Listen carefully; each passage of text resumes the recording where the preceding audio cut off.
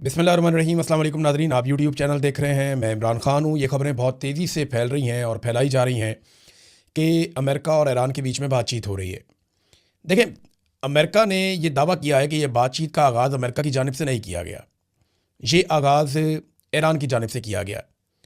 अब इसके अंदर डोनाल्ड ट्रंप का जो स्टेटमेंट है, डोनाल्ड ट्रंप ने कहा कि जब मैंने धमकी लगाई कि मैं बहुत बड़ी तबाही फेरूँगा और मैं बड़ा ज़ोरदार हमला करके इतनी बड़ी तबाही फेरने वाला था कि ईरान को अपना एनर्जी का इंफ्रास्ट्रक्चर वापस बहाल करने में कई साल लग जाते, और ये भी दावा किया कि 10 अरब डॉलर भी लग जाते, यानी बहुत बड़ा नुकसान डोनाल्ड ट्रंप के मुताबिक ईरान का होने वाला था। तो डोनाल्ड ट्रंप का कहना है कि उस नुकसान के डर से ईरान ने फौरी तौर पर खुद ही हमसे रब्ता किया और हमने रब्ता नहीं किया। हम उम्मीद करते हैं कि मुज़ाकरात के नतीजे में फ़ायदा होगा। अब ये डोनाल्ड ट्रंप का कहना है, जबकि ईरान का ये कहना है कि हमारी तो कोई बातचीत ही नहीं हुई, हमारा अमेरिका से कोई रब्ता नहीं हुआ। अब खबरें ये आ रही हैं कि पाकिस्तान को, तुर्की को और एक मुल्क है ओमान, इन तीन मुल्कों का किरदार बताया जा रहा है, मिस्र का किरदार भी बताया जा रहा है कि इन ममालिक ने कुछ रोल अदा किया है अमेरिका और ईरान के बीच में जंगबंदी का। लेकिन क्या वाकई जंगबंदी होने जा रही है? ये दावा भी किया जा रहा है कि एतवार की शाम को एक रब्ता हुआ है आसिम मुनीर में और डोनाल्ड ट्रंप में। अब अगर ट्रंप को पीर वाले दिन ईरान कहता है कि जंगबंदी करो, तो ट्रंप फिर आसिम मुनीर साहब से एतवार के दिन जंगबंदी के बारे में क्यों बात करता है? सवाल तो ये भी पैदा होता है। बड़ी टेक्निकल चीज़ें हैं। जंग के अंदर ज़्यादातर झूठ ही चलता है, और डोनाल्ड ट्रंप अगर बोले तो फिर तो आपको पता है कि वो तो चीज़ों को बढ़ा चढ़ा देते हैं। उन्होंने तो इंडिया के 6 जहाज़ गिरे हुए भी 11 तक पहुंचा दिए थे। अब जो अमेरिका के गिरे जहाज़, अगर उनको भी डोनाल्ड ट्रंप ऐसे ही बढ़ाए तो 50-60 जहाज़ हो सकते हैं। बहरहाल, ईरान के मुतालबात क्या हैं जंगबंदी के लिए और अमेरिका के मुतालबात क्या हैं जंगबंदी के लिए, ये है सबसे तगड़ी और इंपॉर्टेंट खबर जिसके ऊपर हम सबको नज़र रखनी पड़ेगी। पहले देखते हैं कि अमेरिका क्या चाहता है। अमेरिका ने कहा कि डील करने के लिए या जंगबंदी करने के लिए या मामला ख़त्म करने के लिए ईरान को जो अफजूदा यूरेनियम है, जो यूरेनियम उसने तैयार की हुई है 60% जिसको प्योरीफाई किया हुआ है ईरान ने, वो यूरेनियम अमेरिका के हवाले कर दे। किसी और को नहीं देनी, अमेरिका को देनी है वो यूरेनियम ईरान ने जो 60% कारामद हो चुकी है, अफसूदा हो चुकी है। नंबर 1 शर्त यह है। नंबर 2 ये है कि आबना हुर्मुज़ को फौरी तौर पे ईरान को खोलना होगा और गैर मशरूत तौर पे खोलना होगा।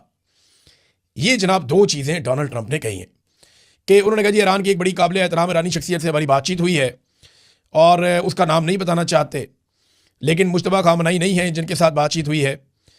तो इस किस्म की बातें डोनाल्ड ट्रंप ने की हैं। लेकिन अब ये अमेरिका के मुतालबात 2 हैं, मैंने दोनों आपके सामने रख दिया। आबना हुर्मुज़ को फौरी तौर पर खोल दें। नंबर 2, जो यूरेनियम है वो अमेरिका के हवाले कर दी जाए। अब अमेरिका के मुकाबले में ईरान के मुतालबात आप देखिए कि वो क्या है। ईरान के मुतालबात भी बड़े क्लियरली सामने आए हैं। ईरान की जो शराइत है ना, वो पहले दिन से 3 शराइत चली आ रही हैं। अब इसके अंदर इक्का दुक्का चीज़ें और शामिल हो गई। एक तो ईरान ये कहता है कि ईरान को ईरान का हक दिया जाए, वो तिजारत करना चाहे तो करने दें, उसके ऊपर जो पाबंदियाँ बिला वजह लगी हुई हैं वो ख़त्म की जाए, तो ईरान को उसको जीने का हक मिलना चाहिए। दूसरा, ईरान ये कहता है कि जो उसका नुकसान हुआ उसका अदाला किया जाए।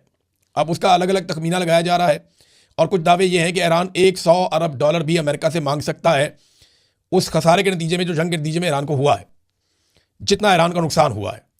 तो एक और ये है कि आबना हुर्मुज़ पे ईरान चाहता है कि उसका कंट्रोल है तो वो फ़ीस भी वसूल करे, जैसा कि दुनिया के कई पानी के रस्तों के ऊपर ममालिक फ़ीस या टॉल वसूल करते हैं, वैसे ईरान चाहता है कि वो भी यहाँ पे गुजरने वाले बहरी जहाज़ों से फ़ीस वसूल करे।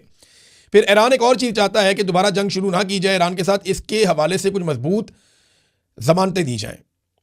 और ये भी ईरान चाहता है कि इसराइल जो है वो हिजबुल्लाह के ऊपर हमले भी ख़त्म कर दे, और खलीज में अमरीकी फ़ौजी अड्डों की बंदिश भी उसके मुतालबात में से एक मुतालबा है। और माली मुआवजा तो मैंने आपको पहले बता दिया कि ईरान का मुतालबा। अब देखें ना कितना फ़र्क है। अमेरिका कहता है यूरेनियम दो, आपने हुर्मुज़ खोलो। ईरान कहता है गारंटी दो, आइंदा हमला नहीं करोगे। नंबर 2, जो नुकसान किया उसका पैसा भरो। नंबर 3, हम पे कोई पाबंदी नहीं रहेगी। नंबर 4, यहाँ से अपने अड्डे उठाओ। नंबर 5, आपने हुर्मुज़ जो पानी रास्ता है उसकी अब हम फ़ीस लेंगे वहाँ से जहाज़ों के गुजरने की। फिर ईरान ये कहता है कि हिजबुल्लाह के ऊपर अटैक ना करें। फिर ईरान जब बैठेगा मुज़ाकरात के अंदर तो फिर तो गज़ा की बात भी होगी ना। गज़ा के हवाले से अगर पूरी दुनिया में किसी मुल्क ने प्रैक्टिकली सबसे ज़्यादा आवाज़ उठाई है, ईरान ने उठाई है। अब गज़ा के अंदर से पहली मरतबा जो हमास है, हमास ने जो स्टेटमेंट दिया पहली मरतबा, वो ईरान के हक़ में दिया। उन्होंने कहा जी हमें उनको खुशी का इजहार किया जो ईरान कर रहा है इसराइल के साथ। तो गज़ा वाले तो उधर खड़े हैं जाके, हमास वाले तो उधर खड़े हैं जाके कि ईरान जो कर रहा है वो ठीक कर रहा है। बहरहाल, ये जो जंगबंदी है ना, इसके अंदर चंद सवालात पैदा हो जाते हैं, और सबसे बड़ा सवाल ये पैदा होता है कि नेतन्याहू के पास ये आखिरी मौका है ईरान को तबाह करने का। अगर ईरान एटॉमिक पावर बन गया तो नेतन्याहू फारेगा उसके बाद, और अगर अमेरिका इस लड़ाई से निकल गया तो दोबारा कोई अमेरिकी सदर ये दुर्गत देख के इस लड़ाई के अंदर नहीं आएगा। तो नेतन्याहू ने भी कह दिया है हैरानकुन तौर पे कि डोनाल्ड ट्रंप की बात से मैं इत्तेफाक करता हूं। मिसाल के तौर पे उसका स्टेटमेंट मैं आपके सामने रखता हूं। वो कहते हैं जी मेरे दोस्त डोनाल्ड ट्रंप से मेरी बात हुई है और सदर ट्रंप का मानना है कि अब एक ऐसा मौका मौजूद है कि हम अजीम कामयाबियों से फ़ायदा उठाएं जो हमने अमेरिकी फ़ौज के साथ मिलकर हासिल की हैं, ताकि एक ऐसे मुआहदे के ज़रिए जंग पर अहदाफ हासिल किए जा सके जो हमारे मफादात का तहफ़्फ़ुज़ करे। यानी नेतन्याहू भी अब इस नतीजे पे पहुंचना शुरू हो गया और वो ये कह रहा है जनाब हमने तो बड़ी कामयाब जंग लड़ी है, तो अब हम मुज़ाकरात कर लेते हैं। और डोनाल्ड ट्रंप ठीक कह रहा है, किसी नतीजे पे हम पहुंच जाते हैं, कोई मुआहदा कर लेते हैं। ये दोनों एकदम ये क्यों कहना शुरू हो गए? इसके बारे में बहुत सारे लोगों का ये अंदाज़ा है, जो दिफाई तज्ज़ियाकार हैं वो ये कह रहे हैं कि अमेरिका हारी हुई लड़ाई में से नहीं निकलेगा। अभी तक अमेरिका को कोई फेस सेविंग नहीं मिली, अमेरिका को इस लड़ाई का कोई नतीजा नहीं मिला, बल्कि अमेरिका पूरी दुनिया में एक्सपोज हो गया। इसराइल का दिफाई निज़ाम, अमेरिका का दिफाई निज़ाम पूरी दुनिया के अंदर गंदा हो गया। अमेरिका के जो है वो 1.5 दर्जन के करीब तैयारे गिर गए हैं और लगातार उसे जंग में नुकसान हो रहा है। उसका बैरी जहाज़ जल रहा है पानी के अंदर, उसके इत्तेहादी उसको छोड़ गए हैं, कोई उसकी मदद करने के लिए नहीं आ रहा। डोनाल्ड ट्रंप इमदाद चिल्ला रहा है, लेकिन उसके पुराने इत्तेहादी उसकी मदद नहीं कर रहे। ऐसी सूरत हाल में अगर अमेरिका इस जंग से निकल जाता है तो ये तो बड़ी सुबकी वाली बात हो जाएगी, बहुत शर्मिंदगी वाली बात हो जाएगी। तो दो ही रीज़न हो सकते हैं पाकिस्तान को बीच में डालने के। देखिए शहबाज शरीफ को अगर बीच में डाला है या आसिम मुनीर को, तो दो वजह हो सकती है ना। देखिए ना, अगर सुपर पावर की सुपर पावरी हमारी मदद तक महदूद रह गई है तो फिर तो सुलह ही कर दे, इससे अच्छा है। यानी हम पाकिस्तान अब दुनिया को बचाएगा, दुनिया की मदद करेगा, अल्लाह करे वो दिन आ जाए, लेकिन इस वक्त तो पाकिस्तान अपने आप को नहीं बचा पा रहा। यानी हम दुनिया की सुलह कराने चले हुए हैं, पाकिस्तान के अंदर जो जंग चल रही है उसमें पाकिस्तान दहशतगर्दी की इतनी खौफनाक लपेट में है, उससे हम नहीं निपट पा रहे। हम दुनिया की हिफाजत कर रहे हैं, अपनी नहीं कर पा रहे। जो आलमी रैंकिंग आई है उसमें दहशतगर्दी में पाकिस्तान दुनिया में नंबर 1 हो गया। हालांकि हमारे पास है फेवरेट फील्ड मार्शल, किसी और के पास नहीं है, लेकिन हमारी ऐसी दहशतगर्दी में हालत हुई है, दुर्गत बनी है कि पाकिस्तान दुनिया में पहले नंबर पे आ गया है दहशतगर्दी से मुतासिर ममालिक में। हालत हमारी ये है।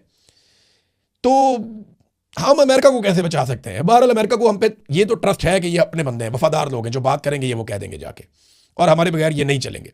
अब या तो डोनाल्ड ट्रंप को शटअप कॉल मिल गई है कि लड़ाई से भागो, बंद करो इसको, हम नहीं लड़ सकते, या फिर डोनाल्ड ट्रंप टाइम गेन कर रहा है। देखिए ना, सवाल ये पैदा होता है कि क्या आसिम मुनीर अमेरिका को एक फेस सेविंग लेकर दे सकते हैं? तो जवाब है कैसे। अमेरिका को फेस सेविंग लेकर देंगे तो ईरान के अंदर मामला नहीं बनेगा, ईरान को कुछ लेकर देंगे तो अमेरिका में मामला नहीं बनेगा। तो बीच का रास्ता कैसे निकलेगा, ये है सबसे बड़ा सवाल। वो ईरान है, वो तो जान पे खेल कर लड़ रहे हैं।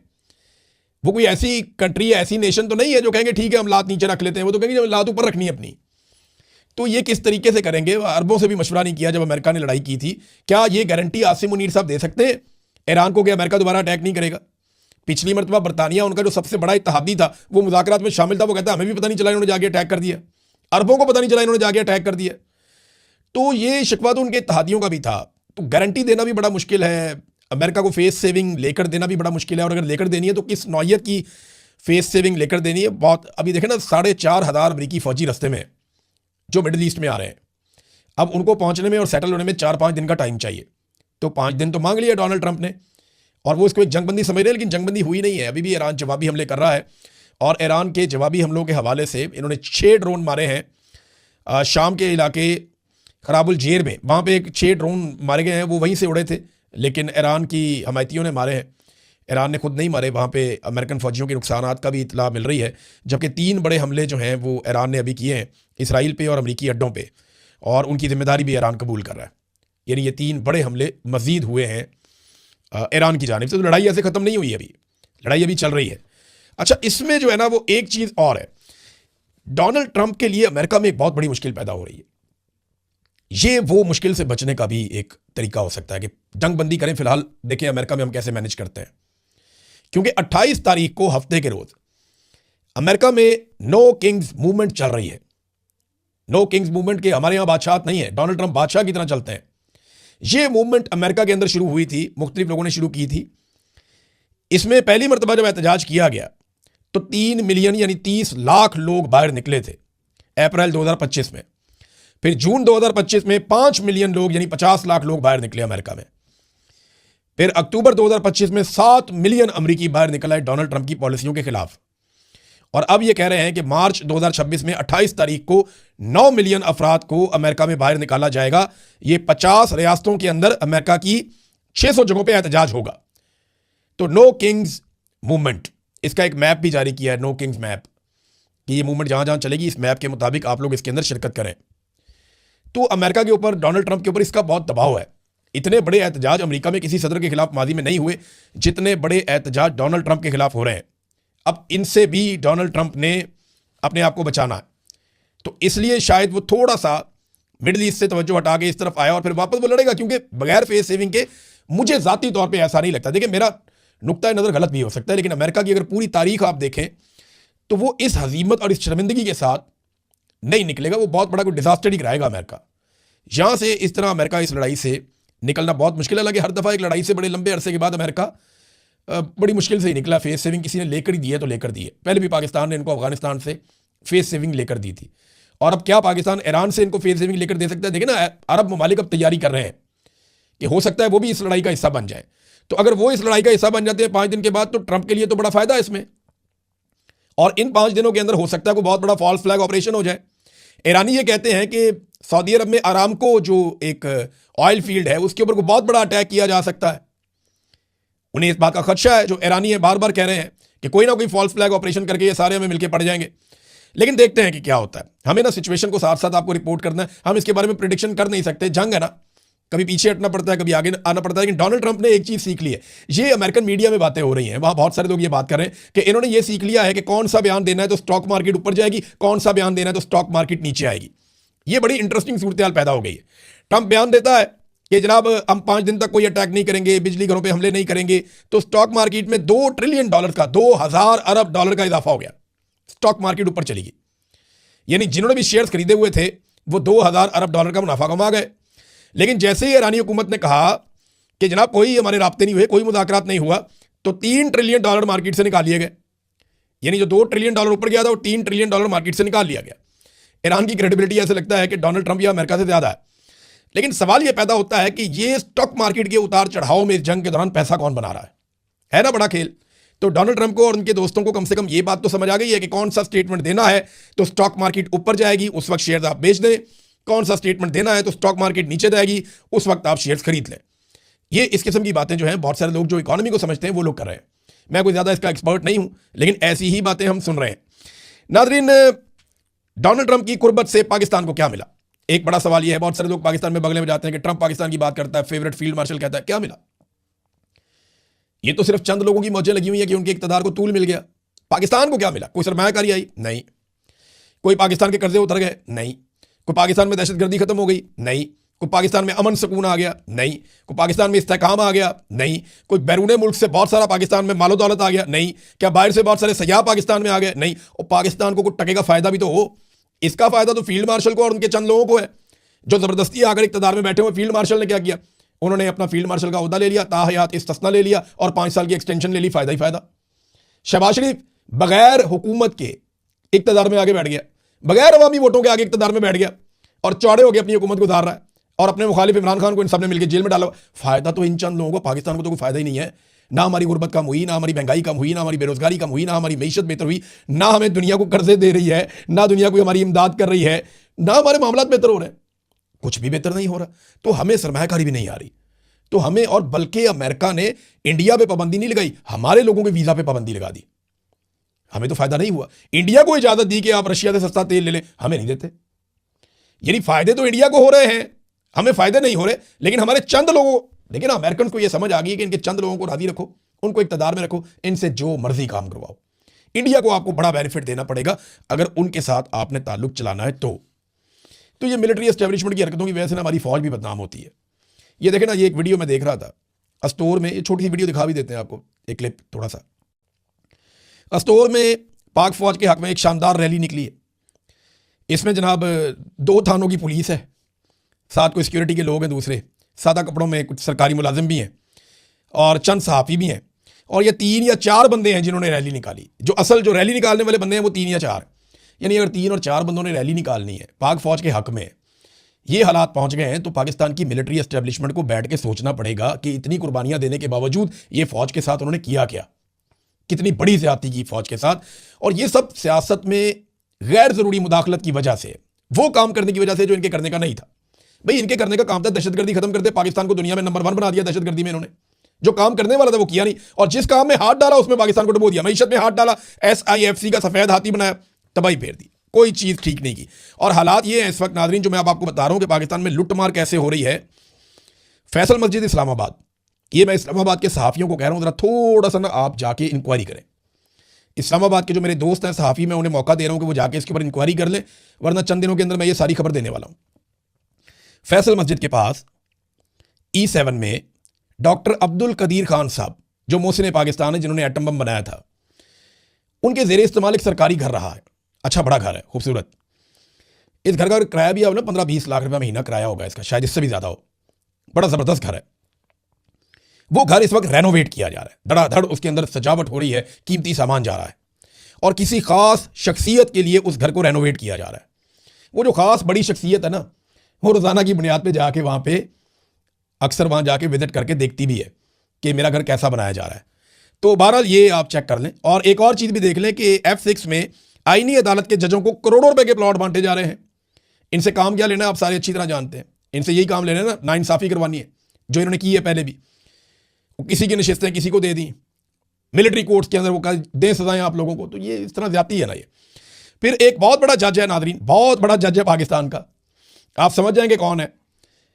उस जज का बेटा इस्लामाबाद में और अपने कबीले के बीच में, वो अक्सर जगहों पे जहां बैठता है और बैठ के उसका बेटा ये कहता है कि मेरे बाप ने कबीले की रवायात को उड़ा दिया है, हमारी नाक कटवा दी है, मेरा बाप ने कंप्रोमाइज किया है, ये बहुत बड़ी ज्यादती है। वो बेटा है अपने बाप के बारे में, और बाप कितना बड़ा जज है, कितने बड़े जज के बेटे ने उसके बारे में हर जगह बैठ के वो ये बातें कर रहा है, अंदाजा करें आप।